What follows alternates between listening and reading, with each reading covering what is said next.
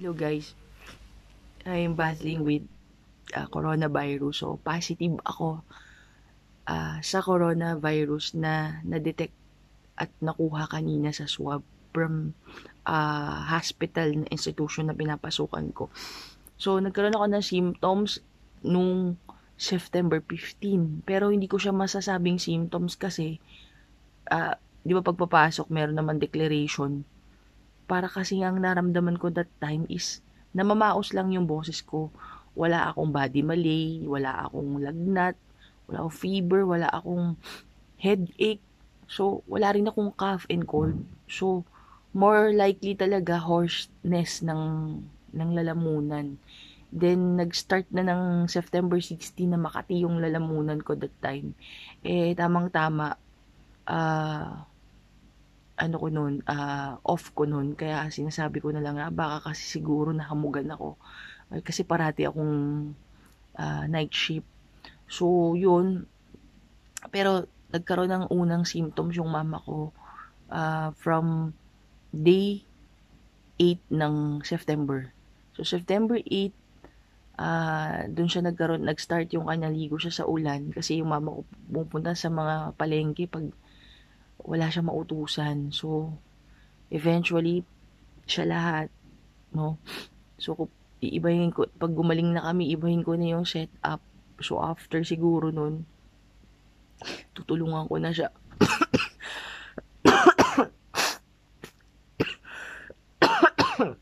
Tutulungan ko na siya mamalengke, no? Kasi ako yung may vaccine. So, na-monitor ko naman yung mother ko. So, vital sign wise naman siya. Okay naman siya sa mga vital sign niya except dun sa slight lang ng autosats niya na medyo 94, 93. Pero, able naman, kayang-kaya naman. So, nagkakaroon lang ng productive cough kapag natitrigger lang ng ubo. So, hopefully sana ika-11th day niya mamaya, ika-12 days na tomorrow. So, sana hopefully maging okay siya. So, ako ika-5th day ko pa lang. So, this is my first day na symptoms talaga na meron ako ng 18 na to. Pero magka-count kasi ng 5. So, atras ako ng 3. So, 15 nag-start yung symptoms. 15, 16, 17, 18. So, ika-4th. 19 na, 18 na ngayon. So, ika-4th days ko na symptomatic at COVID positive. Yun. Yung nararamdaman ko, common cold siya. Pero kasi itong bigat, parang, parang meron kang tonsillitis. Pagkatapos, chine-change niya yung voice mo. Tapos parang may bacteria dito sa loob na nafe-feel mo pag lumunok ka na masakit. Parang ang bigat ng katawan mo pati. Tapos, ako hindi naman ako nahihirapan huminga. Although, may time lang nagkakaroon ako ng anxiety. Siyempre, hindi mo naman maiaalis yun kasi meron akong hypertension. Hypertensive person din ako and then pre-diabetic. Pero, nakokontrol ko naman. So, hoping na huwag siyang maging severe symptoms, no? Na malaking tulong yung vaccine na binigay lang sa atin or binibigay sa atin ng gobyerno. Kasi, kung tatama siya sa mga walang vaccine, hindi makaka-create ng antibodies yung katawan mo eh. Mahihirapan sila mag-formulate ng antibodies once na nagko-COVID ka. Kasi unang-una, wala kang vaccine. So, nandito ako ngayon nakakulong. Ayan, nakakulong. Nakakulong ako sa kwarto. And then yung mama ko nasa taas. So, hindi pa naman positive si mama. Pero nauna kasi siya ng symptoms. Kung titingnan mo, ang symptoms niya is almost the same yung symptoms na sa akin. So, yun, ina-assume na lang namin na talaga na may COVID positive siya kasi nahawa ako agad. Ang bilis nung pag pag-transfer nung virus sa akin. Biruin mo, nagkaroon siya ng 8, nag-symptom siya ng 8, then ako after 8, 9, 10, 11, 12, 13, 14, after 5 days, meron na akong symptoms din. So, yun, kasi nga, sabi din sa amin sa hospital, no, sa pinagtatrabahoan ko, hindi mo na madedetect or magkakaroon na ng false na detection if magpa-positive siya or magne-negative siya regarding doon sa RNA na nadedetect ng ating RT-PCR kapag more than 10 days na yung onset. Excuse me.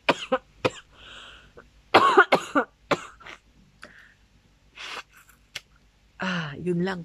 Ma-dry cough lang siya. Then, mapapansin mo, nagluluha-luha yung mata ko. So, yun guys, ingat lang tayo. Then, this is my third, 15, 16, 17, 8, fourth day ko. So, quarantine ako for 14 days. Then, sa 29, balik ako sa trabaho. So, yun nga. Hoping na walang maging problema at maging fighter. Although may mga symptoms ako talaga. Nagpapasalamat pa rin ako kasi ito lang yun eh. Pero yung mga iba kasi na hindi nakayanan dahil may mga comorbidities sila, yun na nakakaawa. And hoping guys na maging aral to sa atin no, kapag lumabas tayo, protection talaga. At kung pwedeng sinasabi natin lagi tripling ingat, i-triple mo pa yun, times 3 pa yun, or times 4 pa yun, 12 times. And kung pwede pang halos mag-ingat ka na pala, paranoid ka na sa kakapunas para lang maprotektahan yung sarili mo kasi hindi talaga siya biro. As in, hindi talaga siya biro. Pahihinain ka niya. Paano kung napunta siya sa mga mahihina ang resistensya? Paano yung mga tao na may comorbidities, di ba? Mas kawawa sila.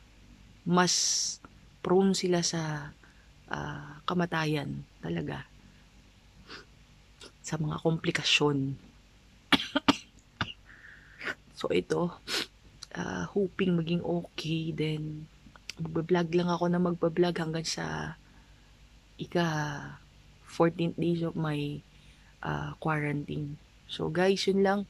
Then, keep always be safe. Then, tapos wag niyong kakalimutan na magdasal sa taas. Dahil sa panahon na ngayon, walang ibang tutulong kundi ang panalangin natin sa lumikha sa atin.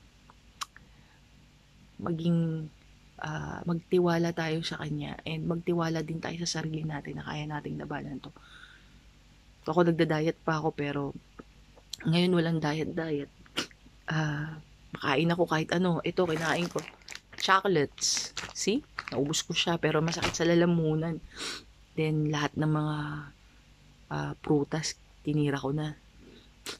Gatas. May slight ako ng pagdadiarrhea pero kasi naggagatas ako so hindi ko masasabi na diarrhea yung mga symptoms ko.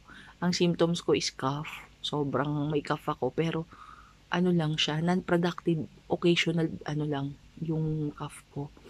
Tapos 97 to 98% naman yung auto saturation ko kaya okay lang. Then meron akong body pain, meron din akong headache at saka 38.2 ang pinakamataas na nakuha ko. Then nagra-round the clock ako ng paracetamol. Hindi kaya ng katawan ko yung 500 paracetamol kaya Tylenol yung tinitira ko. So 650 Tylenol.